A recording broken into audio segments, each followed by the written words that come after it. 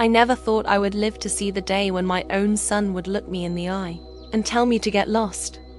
But life has a way of breaking you in places you didn't know could hurt. My name is Sophia. I'm 76 years old, and for most of my life, I believed I was a good mother. Not perfect, no one is, but I gave my all. I raised my son alone after my husband died, worked 2 jobs, and put every bit of my heart and energy into making sure he had the life I never did. Grew up in a small, poor village where opportunities were as rare as rain in the summer. My parents were kind but overworked, and from the age of 14, I was helping them bring in money by cleaning houses. I dreamed of getting an education, of traveling, of doing something meaningful, but life had other plans. When I married Peter, I thought I was escaping the cycle of struggle. He was gentle, hardworking, and promised to build a future with me. We had 1 child, Michael. From the moment I held him in my arms, I thought my life had found its meaning. Peter used to say, "Sophia, that boy is going to be something great one day. We'll make sure of it." And I believed him. But when Michael was only 14, Peter passed away suddenly from a heart attack. One moment we were eating breakfast together, and the next, I was a widow, staring at a pile of unpaid bills, a teenage boy who barely understood what had happened, and a future that felt like a steep hill I had no strength to climb. From then on, I became both mother and father. I got a job as a cashier during the day and cleaned offices at night. I'd come home past midnight, my feet aching, my back screaming, but still check Michael's homework and make sure he had clean clothes for the next day. I gave him my youth, my health, my everything. Here's the thing about sacrifice. People don't always see it. And children, they don't always remember. Michael grew up with nicer things than I ever had. I wanted him to feel like he belonged among the kids from better neighborhoods. So, I bought him branded shoes, expensive gadgets, the newest phone when it came out. I skipped meals to make sure he never felt deprived. I told myself, he'll appreciate this one day. He'll understand why I did it. When Michael turned 18, I even used the little savings I had to buy him a used car. I still remember how his eyes lit up that day. I thought, this is it. He knows I love him. But the truth is, it was just the beginning of a pattern I didn't see at the time. Michael getting what he wanted, and me giving more and more. Even when it hurt me. He went to college, chose business administration because he said it was practical and would make him rich. I was proud, but I noticed he called less. When he did call, it was often because he needed money for rent, for books, for unexpected expenses. I sent it every time, even when it meant I had to take extra shifts. I told myself he's busy. Once he graduates, things will change. But change didn't come. When he graduated, he brought home a young woman named Clara. At first glance, she was polite and well-spoken, but I could feel something in her eyes. A calculation, it's hard to explain, but when you've lived long enough, you learn to read people. She looked around my house as though she were measuring it.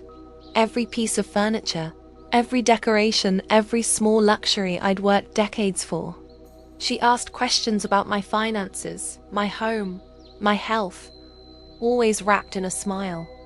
I brushed it off because she was Michael's choice, and I wanted to be supportive. They got married 2 years later in a big ceremony that I paid for, even though I could have just hosted something small. But Michael wanted it, and I wanted him happy. I even paid for their honeymoon to Italy. I thought that maybe now, with their new life starting, my son would remember me more. Instead, the calls became even less frequent. The visits were short and often rushed. Whenever I tried to talk to Michael alone, Clara would steer the conversation elsewhere, or they would have other plans. Then one afternoon, a few years after their wedding, Michael came to visit alone, which was unusual. I thought maybe something was wrong. Maybe he needed comfort. But as soon as he sat down, his face hardened. He didn't hug me. He didn't even smile. Instead, he said words I will never forget. "Mom, it's time you stopped interfering in my life. In fact, you should just get lost for a while." I stared at him, thinking I must have misheard. But no, his eyes were cold. He meant it. Something inside me shattered that day. My own son, the boy I had worked my fingers to the bone for, was telling me to walk away. And so, I did. I packed a small bag that night and left without looking back. Little did I know, walking away would uncover truths I had never imagined. Truths that would change my life forever. First night away from my home felt like sleeping in someone else's skin. I was staying in a small, dimly lit room at a friend's house. An old childhood friend named Margaret, who still lived in the same neighborhood. She had offered me her spare bedroom when she heard I had nowhere to go. But even with a bed under me, I couldn't rest. I kept staring at the ceiling, my mind replaying Michael's words over and over. Get lost. 2 small words, but they cut deeper than any knife. Every sound in the quiet room felt too loud. The ticking clock, the wind rattling the window, the hum of the small fridge in the corner. I curled into myself, pulling the thin blanket tight around my shoulders, wishing for the familiar creak of my own bed, the scent of my own home. My chest ached like something heavy was sitting on it. By morning, my face was swollen from crying.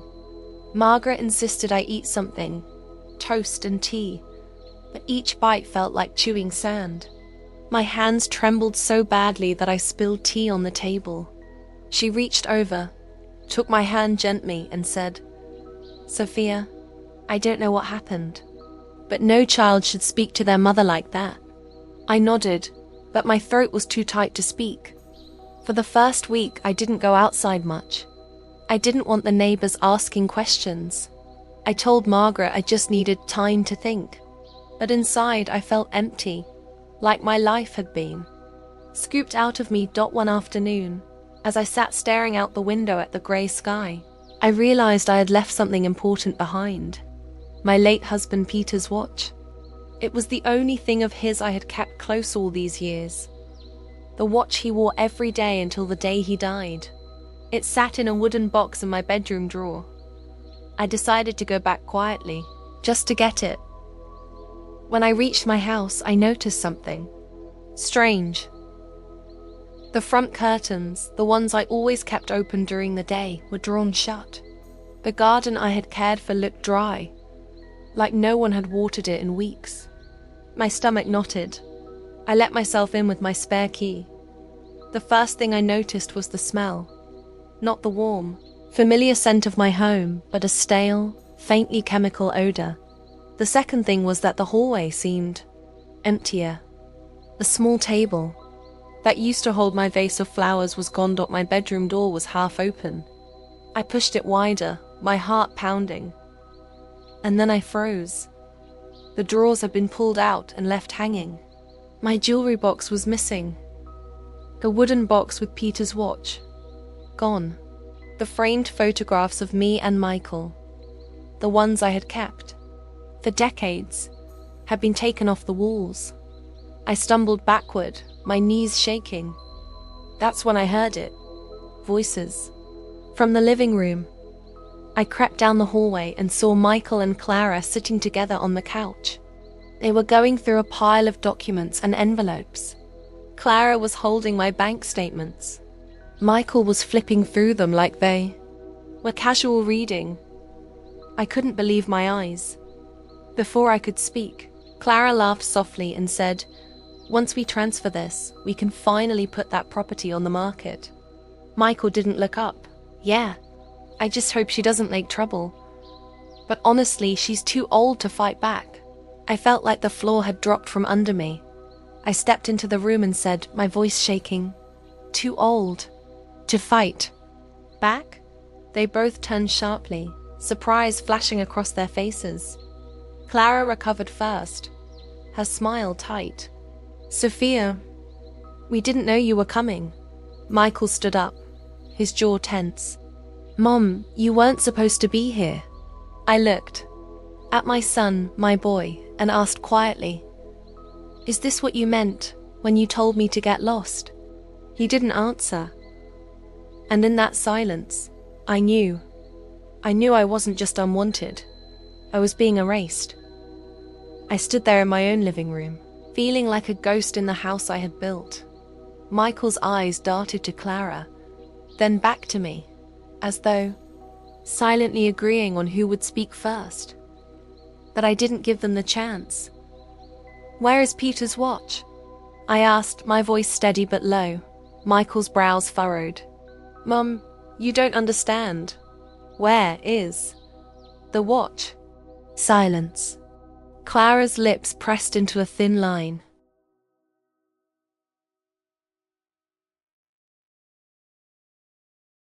I stepped forward, my hands trembling, but not from fear anymore, from rage. That watch is the only thing I had left of my husband. It's not worth much to you, but it's worth everything to me. Michael sighed, rubbing the back of his neck. "We sold it. We needed the money for the bills." The words hit me like a physical blow. I felt my knees weaken, but I stayed standing. I took a slow breath. "So, my things, my home, my money, all of it, you've decided it's yours now?" Clara crossed her arms. "We're just being practical. You can't live alone anymore, Sophia. This place needs someone who can manage it. And frankly, we could use the extra income." I laughed, not out of amusement, but out of disbelief. It was the sound of something inside me snapping. "Income? You're talking about my home like it's a paycheck." Michael looked away. That's when I realized this wasn't a sudden betrayal. This had been planned. I walked toward the small desk in the corner, the one that held my file folders. When I opened the top drawer, my heart sank. The important documents were gone. Property deeds, bank papers, even my will. I turned back to them. "You've taken everything." Clara tilted her head, smiling faintly. "Not everything. You still have that little pension, don't you?" Michael muttered her name in warning, but I had heard enough. My chest tightened. But I forced myself to think clearly. I knew if I exploded, they'd twist it into me being emotional and unstable. So I said nothing. I walked past them, grabbed my coat, and left without another word.